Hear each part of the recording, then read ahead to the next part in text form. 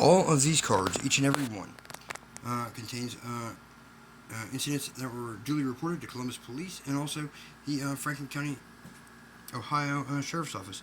You got Detective Jason Klein, who came out to my house, and despite hearing that I was being retaliated against and um, attempted to be intimidated against as a witness and victim of violent crime, including attempted murder, sexual assault, and so much worse, Detective Klein refused to act despite his duty as a law enforcement officer, as have each and every one of these absolute criminal terrorists, even officers who are violating their oaths of office to subvert the laws and Constitution of the United States of America and also of the state of Ohio.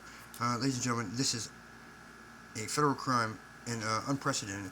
And I only say unprecedented because, even though corrupt police officers shoot and kill so many people without cause and without reason. This is the exact opposite, really, but it's just as evil. What this is police officers allowing and even participating in major crimes, sexual assaults, attempted murders, robberies, etc. And I say they're participating with them because they are obstructing justice to delay the apprehension and discovery and arrest of violent offenders. In this case, in most of these cases, quite honestly, because the victim is gay. Because the victim is gay, these police officers are fully accomplices to attempted murder, sexual assault / rape, and kidnappings, extortions, robberies. And according to the Columbus Division of Police, Franklin County Prosecutor's Office, the Franklin County Sheriff's Office, the Ohio Attorney General, the Franklin County Court of Common Pleas, Franklin County Municipal Court, that's okay. It's okay that all this stuff happened because it happened to a gay man and not a heterosexual female or even a lesbian female, but a gay man. A white man at that. Ladies and gentlemen, this is evidence, clear and beyond any doubt, that there is systemic discrimination, systemic hate, bias, prejudice, and systemic, I want to say misconduct, but what it is, ladies and gentlemen, is terrorism. Plain and simple, it's domestic terrorism and it's treason. These officers of the law have taken oaths to defend and support the Constitution and the laws. And what they're doing are exact opposite of that, guys. And that is a crime that deserves punishment above and beyond anything inflicted or imposed, I should say, on an average citizen. Officer Castile, Officer Sauter, of course that's Detective Jason Klein, who came after a letter was sent to his boss, Franklin County Sheriff Dallas Baldwin. Obviously, Sheriff Baldwin got it because he sent it to the captain who sent Klein, who allowed it to happen, as Brett Ulrey, another detective there, was allowed to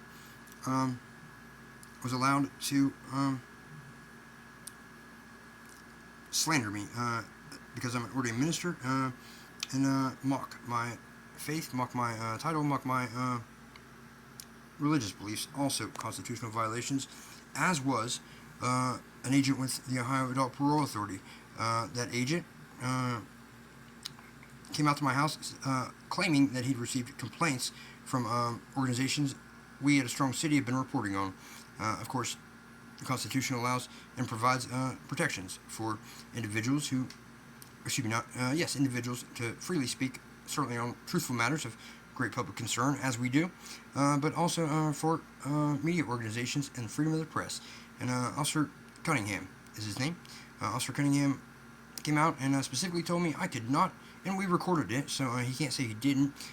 He claimed that he'd received complaints or letters from some of the organizations we'd been reporting on, and came out and told me I can't keep, that he'd been watching the videos, he said, which was odd, for one, but then he said that I can't keep calling the police, even though my window is broken after having been destroyed in a attempted breaking and entering. My window's wide open, and despite the Ohio Adult Parole Authority not wanting to help protect me, not wanting to help me recover in any type of way, the Ohio Adult Parole Authority decided to try to unconstitutionally chill my free exercise of the right to petition the government for redress and to be secure in my house, papers, and effects. Certainly, they wanted to let me die, as have Columbus Police and everybody else in this county. Of racketeers. What they are is an organized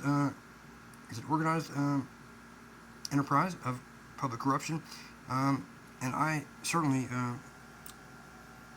I'm sure there's evidence once the subpoenas are issued and search warrants executed. I'm sure there's more than enough evidence to support a complaint under the RICO Act. The RICO Act, also the Patriot Act, because this is certainly a Homeland Security issue, national security issue at that. The RICO Act prevents or allows prosecution for things just like this.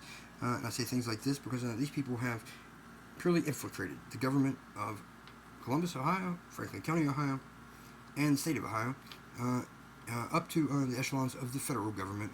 Kenneth L. Parker, knowing of these violations and being fully complicit and accomplice to them, as is the United States District Court for the Southern District of Ohio and the United States Court of Appeals for the Sixth Circuit.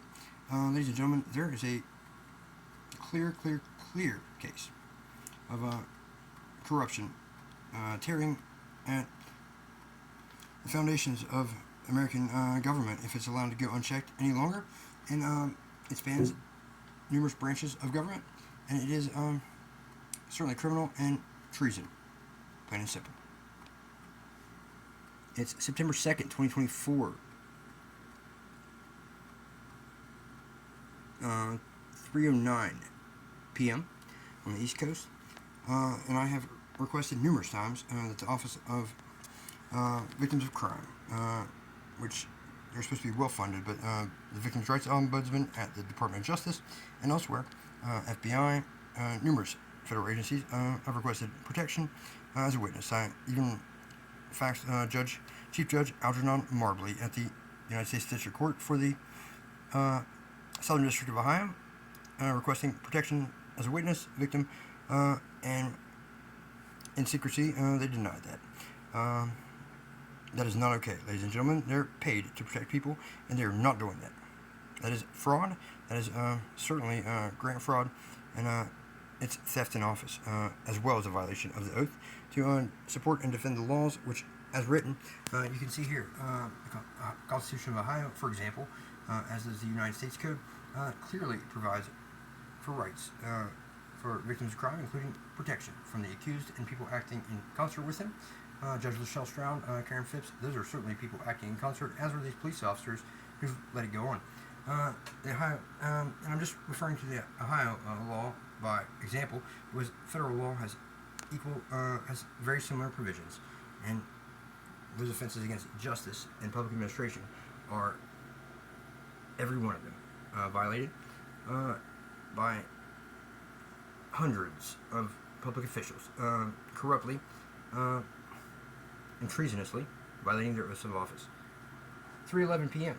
September 2nd, 2024, Reverend Dr. Andrew D. Winmouth in Columbus, Ohio, where I'm asking for, yet again, the federal government to step in and act, and certainly in the meantime, protect me as a victim of horrendous violence, witness to the most flagrant, major public corruption case, RICO Act case, and terrorism case in American history.